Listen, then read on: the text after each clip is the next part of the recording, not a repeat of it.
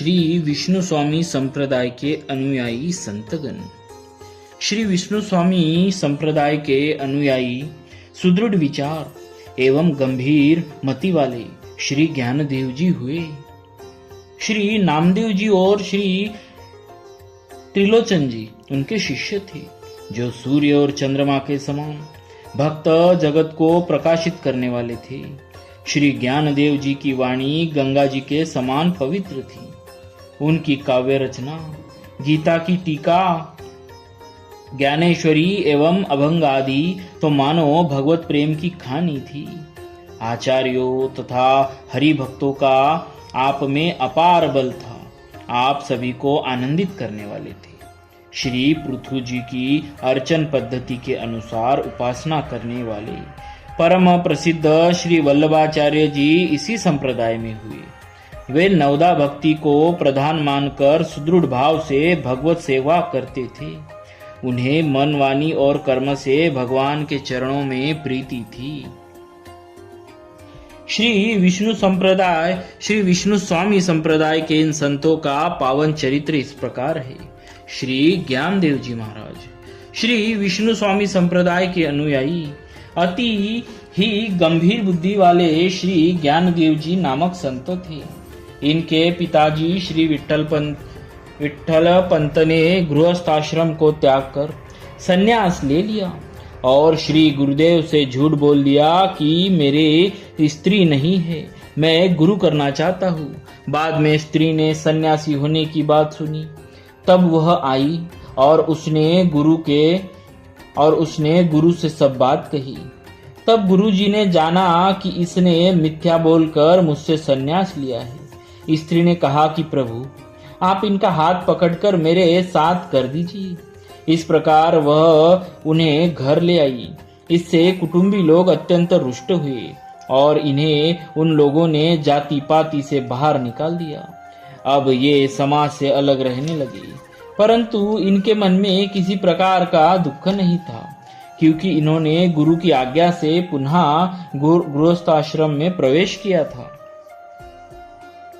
श्री विठल पंत के द्वितीय पुत्र श्री निवृत्तिनाथ के छोटे भाई श्री ज्ञानेश्वर जी का जन्म संवत 1332 विक्रमी भाद्र कृष्णाष्टमी की मध्यरात्रि में हुआ था। जब ये 5 वर्ष के थे, तभी इनके माता पिता धर्म मर्यादा की रक्षा के लिए त्रिवेणी संगम में अपने शरीर को छोड़कर इहलोक से चले गए थे।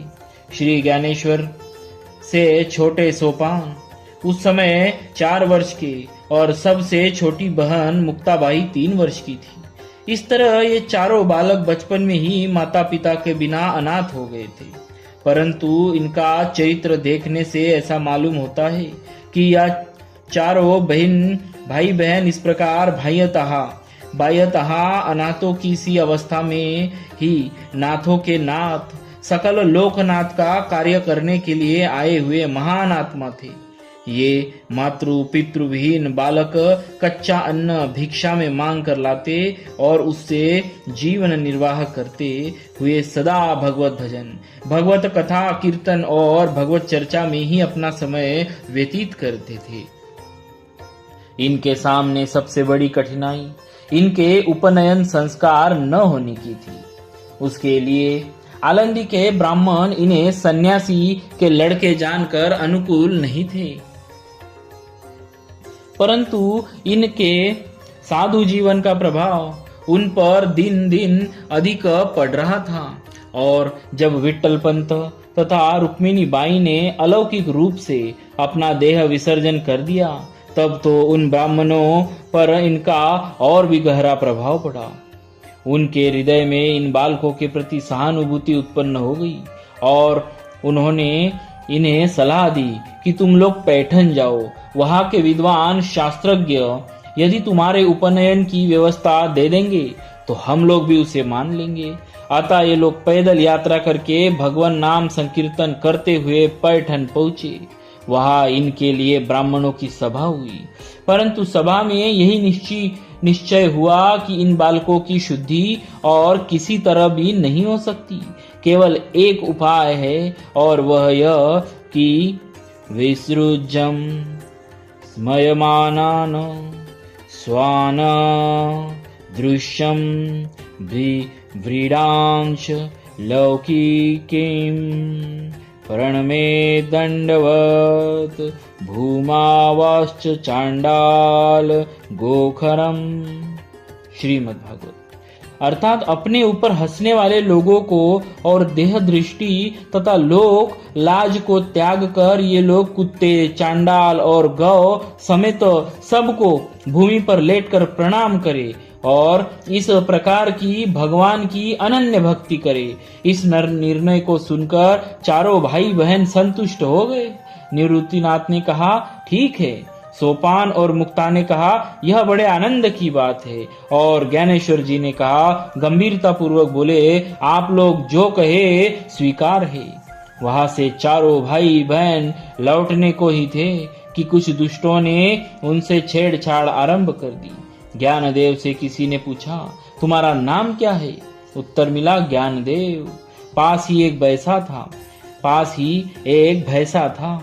उसकी ओर संकेत करके एक भले आदमी ने इनको ताना मारा कि यहाँ तो यही ज्ञानदेव है। दिन भर बेचारा ज्ञान का ही तो बोझा ढोया करता है। कहिए देवता, क्या आप भी ऐसे ही ज्ञानदेव है? ज्ञानदेव जी ने कहा, हाँ, इसमें संदेह ही क्या है। यह तो मेरा ही आत्मा है, इसमें मुझ में कोई भेद नहीं।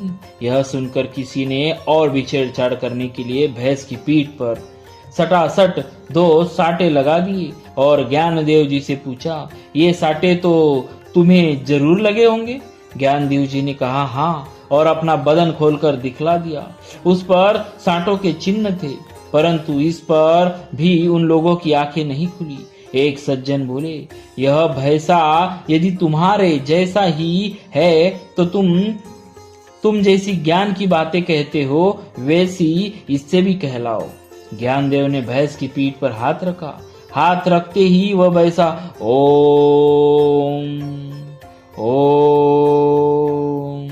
ओम का उच्चारण करके वेद मंत्र बोलने लगा। यह चमत्कार देखकर पैठन के विद्वान ब्राह्मण चकित स्तंभित हो गए। उन्होंने अब जाना कि यह साधारण मनुष्य नहीं, कोई महात्मा है। इससे उन पंडितों में भी भक्ति प्राप्त करने की रुचि जाग गई। उनका अहंकार दूर हो गया। उन्होंने आकर श्री ज्ञानदेव जी के चरण पकड़ लिए। भक्तों का सा सरल स्वभाव अपनाकर उन्होंने दीनता ग्रहण की। एक दिन एक ब्राह्मण के घर श्राद्ध के अवसर पर श्री ज्ञानदेव जी ने ध्यान करके आगंतव्यम कहकर उसके पितरों को सशरीर बुला लिया और उन्हें भोजन कराया।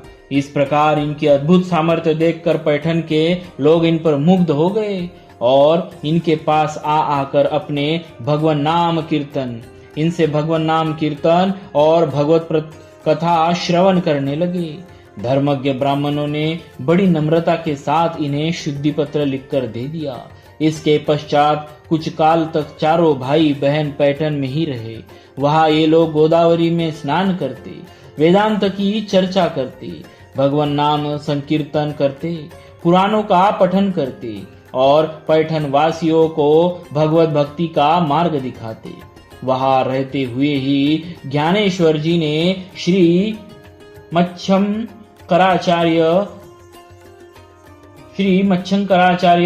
का भाष्य, श्रीमद् भागवत, योग वाशिष्ठ आदि ग्रंथ देख डाले और आगे जो ग्रंथ लिखे उनकी भूमिका भी वही तैयार कर ली। इस प्रकार कुछ काल तक पैठन वासियों को अपना अपूर्व सत्संग लाभ कराकर श्री ज्ञानेश्वर आदि ब्राह्मणों का दिया हुआ वह शुद्धि पत्र लेकर आले नामक स्थान से होते हुए नेवासा पहुंचे।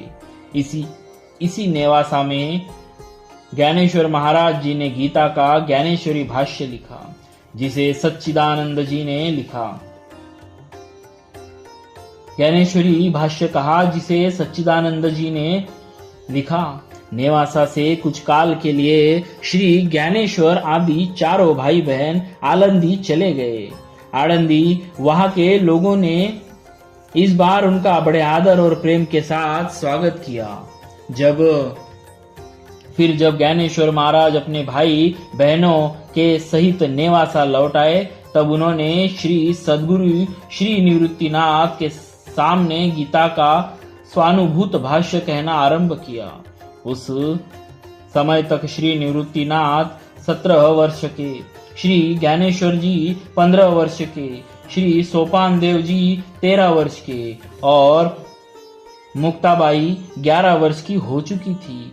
ज्ञानेश्वर महाराज ने अपने इस बाल जीवन में जो जो चमत्कार दिखलाए, उनमें सबसे बड़ा चमत्कार तो यह ज्ञानेश्वरी ग्रंथ ही है, जिसे उन्होंने केवल 15 वर्ष की अवस्था में लिखाया था। संवत 1347 विक्रमी में यह ज्ञानेश्वरी ग्रंथ पूर्ण हुआ था। इसके बाद श्री ज्ञानेश्वर जी ने तीर्थ यात्रा आरंभ की। यात्रा में गुरु श्री निवृत्तिनाथ, सोपान देव, मुक्ताबाई भी साथ थे। कहते हैं कि इस यात्रा में विसोबा खेचर, गोरा कुमार, चौका मेला, नरहरि सुनार आदि अन्य अनेक संत भी साथ हो लिए। सबसे पहले श्री ज्ञानेश्वर जी महाराज पंढरपुर गए, जहां उन्हें श्री विट्ठल भगवान के दर्शन हुए तथा परम विट्ठल भक्त श्री नामदेव जी से भेंट हुई। तत्पश्चात श्री नामदेव जी को भी साथ लेकर श्री ज्ञानेश्वर महाराज ने अनेक स्थानों में अपने ज्ञानोपदेश द्वारा असंख्य मनुष्यों का उद्धार करते हुए उज्जैन, प्रयाग, काशी, गया, अयोध्या, गोकुल, वृंदावन, द्वारका, गिरनार आदि तीर्थ स्थानों का परिभ्रमण किया और तदनंतर वे सब संतों के साथ पंढरपुर लौट आए। पर्यटन आदि स्थानों में श्री ज्ञानेश्वर महाराज ने जो अद्भुत चमत्कार दिखलाए, उनके कारण इन चारों भाई बहन का यश सर्वत्र फैल गया और सब दिशाओं से आर्त, जिज्ञासु, अर्थार्थी तथा ज्ञानी सब प्रकार के भगवत भक्त एवं योगी, यति, साधक आदि इनके दर्शन के लिए आने लगे। बात उन दिनों की है जब ज्ञानेश्वर जी आनंदी ग्राम में निवास कर रहे थे। उन्हीं दिनों श्री चांगदेव नाम के एक सिद्ध योगीराज ताप्ती नदी के किनारे आश्रम बनाकर रहा करते थे। उनकी आयु और प्रतिष्ठा बहुत अधिक थी, साथ ही उनके शिष्यों की संख्या भी हजारों में थी। इस बात का उन्हें अभिमान भी बहुत था। उन्होंने जब श्री ज्ञानदेव जी की महिमा सुनी तो अपने हजारों शिष्यों को लेकर वे उनसे मिलने चल दिए। उस समय वे एक सिंह पर सवार थे। उनके एक हाथ में त्रिशूल और एक हाथ में सर्प का कोड़ा था। आनंदी गांव के समीप पहुंचने पर चांगदेव जी के शिष्यों ने श्री ज्ञानदेव जी के पास आकर उनसे अपने गुरु के आगमन की बात कही। यह सुनकर श्री ज्ञानदेव जी के बड़े भाई श्री निवृत्तिनाथ जी ने ज्ञानदेव जी से कहा, चांगदेव हमारे अतिथि है, अतः उनके स्वागत के लिए तुम्हें जाना चाहिए। उस समय शीत ऋतु थी। एक ज्ञानदेव एक मिट्टी की दीवार पर बैठे थे, धूप सेवन कर रहे थे। ज्ञानदेव जी एक मिट्टी की दीवार पर बैठे धूप सेवन कर रहे थे। चांगदेव जी के शिष्यों और अपने बड़े भाई की बात सुनकर उन्होंने दीवार से कहा, चल। वह मिट्टी की दीवार चल पड़ी। जब यह आश्चर्य चांगदेव जी ने देखा तो वे सिंह से कूदकर ज्ञानदेव जी के चरणों में गिर पड़े। उनका सिद्धि का अभिमान विलगित हो गया। उन्हें लगा कि सिंह तो चेतन प्राणी है, उसे वश में करना बहुत बड़ी बात नहीं है, परंतु ज्ञानदेव की महिमा तो अपार है। उन्होंने जो जड़ दीवार को ही चेतन बना दिया। श्री ज्ञानदेव जी ने उन्हें उठाया। उनकी कृपा दृष्टि पड़ते ही श्री चांगदेव में भक्ति का संचार हो गया। उनकी आंखों में प्रेमाश्रु भर आए और शरीर में रोमांच हो आया। इसी प्रकार श्री ज्ञानदेव जी ने बहुत से लोगों को भगवत भक्ति का उपदेश देकर भगवत सम्मुख किया। कुल 21 वर्ष 3 मास 5 दिन की अल्पा अवस्था में अर्थात संवत 1353 विक्रमी मार्गशीर्ष कृष्णा 13 को श्री ज्ञानेश्वर जी महाराज ने जीवित समाधि ले ली और उनके समाधि लेने के बाद 1 वर्ष के भीतर ही सोपान देव, चांग देव, मुक्ताबाई और निवृत्तिनाथ भी एक एक करके इस लोक से परम धाम को पधार गए। श्री ज्ञानेश्वर जी महाराज के 4 ग्रंथ बहुत प्रसिद्ध है। भावार्थ दीपिका अर्थात ज्ञानेश्वरी, अमृतानुभव, हरि पाठ के अभंग तथा चांगदेव 65। इनके अतिरिक्त उन्होंने योग वाशिष्ठ पर एक अभंग रुत्त की टीका भी लिखी थी, पर अभी तक वह उपलब्ध नहीं है। बोलिए श्री ज्ञानदेव जी महाराज।